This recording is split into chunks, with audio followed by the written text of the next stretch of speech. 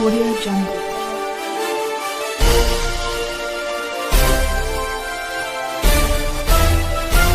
Audio Jungle.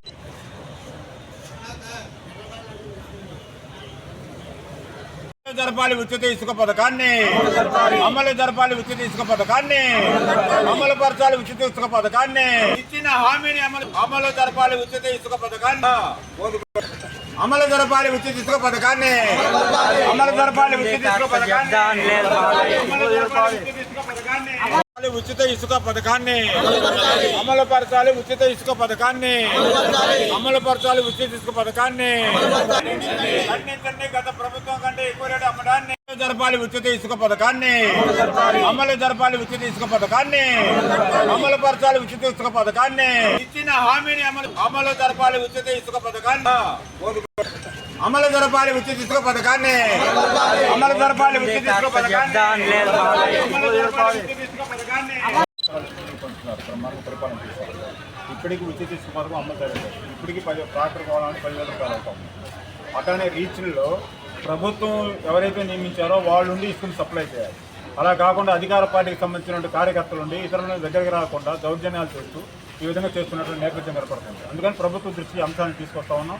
వెంటనే ఉచిత ఇసుక పథకం అమలు జరపాలి. ఎందుకంటే ఇసుక ద్వారానే దాదాపు ఇసుకుంటే భవన నిర్మాణం జరుగుతుంది. భవన నిర్మాణం జరిగితేనే కార్పెంటర్స్ కానీ ఎలక్ట్రీషియన్స్ కానీ అందరికీ పనులు ఉంటాయి. దీనివల్ల అనేక రకాల 16 రకాల పనులు కోల్పోతూ ఉన్నారు. వాళ్ళ జీవనాలు దెబ్బతింటూ ఉన్నాయి. అందువల్ల మీ దృష్టికి తీసుకొచ్చే రాష్ట్ర వ్యాప్తంగా ప్రభుత్వానికి తెలియజేస్తున్నారు.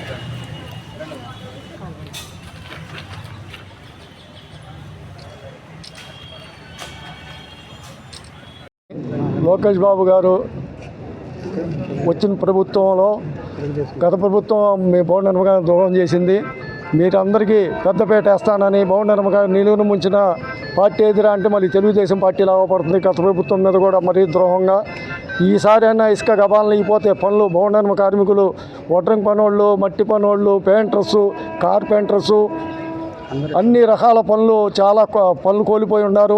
ఇప్పటికైనా కళ్ళు తెరిచి భవన నిర్మాణ కార్మికులకు గబాలను ఇసుక అందియాలని కోరుతూ సెలవు తీసుకుంటాం. రాష్ట్ర వ్యాప్తంగా సిపిఎం పార్టీ ఆధ్వర్యంలో ధర్నాలు జరుగుతున్నాయి. ఎంఆర్ఓ ఆఫీస్ వద్ద గత ప్రభుత్వం ఇసుక రేటు పెంచిన తర్వాత భవన నిర్మాణ కార్మికులకే కాదు పని లేకుండా పోవటం, భవన నిర్మాణం జరిగితే దానికి అనుసంధానంగా ఒక 40 రకాలుగా పనులు ఉంటాయి. భవన నిర్మాణం జరగకపోతే ఆ 40 రకాల పనులు నష్టపోయారు. అలానే ఈ ప్రభుత్వం వచ్చిన తర్వాత ఈ ప్రభుత్వం వచ్చేటప్పుడు మేము ఇసుక ఉచితంగా ఇస్తామన్నారు. అందరూ సంతోషపడ్డాం. కానీ వాళ్ళ ఇసుక అందుబాటులో లేదు. ఈ భవన నిర్మాణ కార్మికులతో పాటు ఇసుక, సిమెంటు, ఐరను, రంగులు అన్ని రకాల పనులకి పనులు లేకుండా పోతాయి. ఇసుక ఉచితంగా ఇచ్చి ప్రజలందరికీ పనులు చూపించాలని కోరుకుంటున్నాము.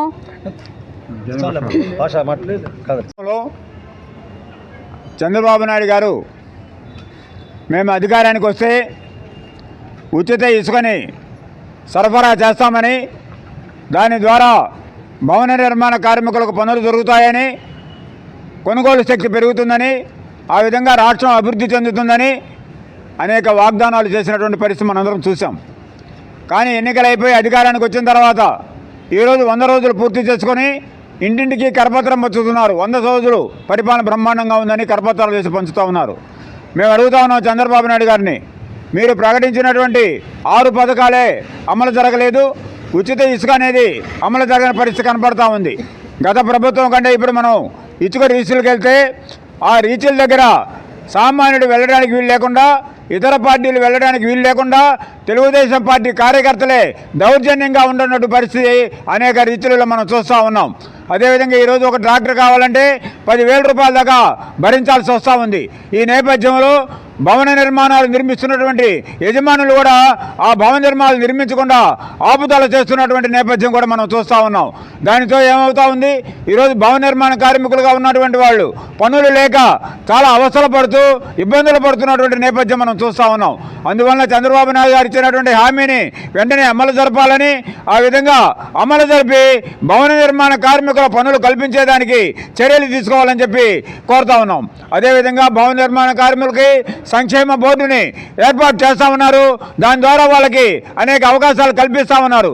కానీ ఆ సంక్షేమ బోర్డును పునరుద్ధరించేదానికి కూడా చర్యలు తీసుకున్నటువంటి పరిస్థితి కనబడతా ఉంది. అందువల్లనే సిపిఎం పార్టీ ఈ రోజున రాష్ట్ర వ్యాప్తంగా ఇసుక విధానాన్ని ఖచ్చితంగా అమలు జరపాలని, అమలు జరపని పక్షంలో గత ప్రభుత్వానికి ఏ పరిస్థితులు వచ్చాయో భవిష్యత్తులో మీ ప్రభుత్వానికి కూడా అవే వస్తాయని చెప్పి హెచ్చరిక చేస్తూ ఈరోజు రాష్ట్ర వ్యాప్తంగా ఎంఆర్ఓ ఆఫీసుల దగ్గర ధర్నాలు జరుగుతూ ఉన్నాయి.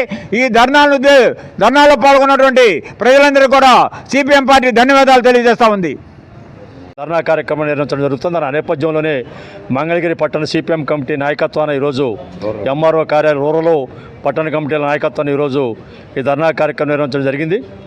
మీ అందరికీ తెలుసు, గత ప్రభుత్వం కార్మికులను మోసం చేసింది, ఇసుక విధానం మీద సంపూర్ణంగా ఒక నిర్ణయాత్మకమైనటువంటి పాత్ర పోషించలేదని, 5 సంవత్సరాల పాటు కార్మికులందరూ రోడ్ల మీదకి వచ్చేసి ఏ రకమైన ఇబ్బందులు పడ్డారో మనందరం చూసాం.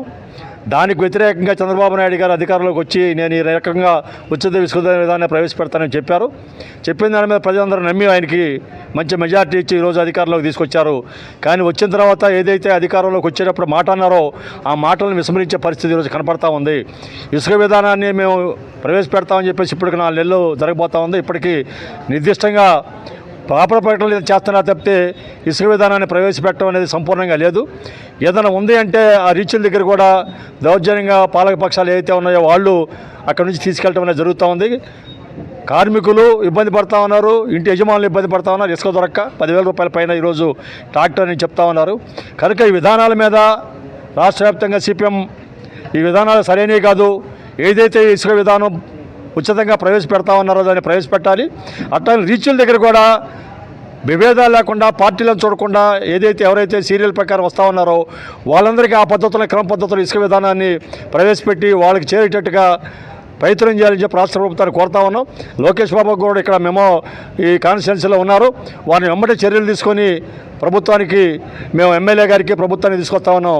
ఇసుక విధానాన్ని ఉచిత ఇసుక విధానాన్ని ప్రవేశపెట్టాలని, రీచుల్లో ఏ రకమైన తారతమ్యాలు లేకుండా ఒక సామరస్యంగా అందరికీ ఇసుక విధానం వెళ్ళేటట్టుగా ప్రయత్నం చేయాలని చెప్పి కోరుతూ పట్టణ కమిటీ తరఫున రూరల్ కమిటీలు సిపిఎం కమిటీల తరఫున ఈరోజు పాల్గొని ఉంటే వాళ్ళందరికీ అభ్యర్థి చేస్తూ ఉన్నాం.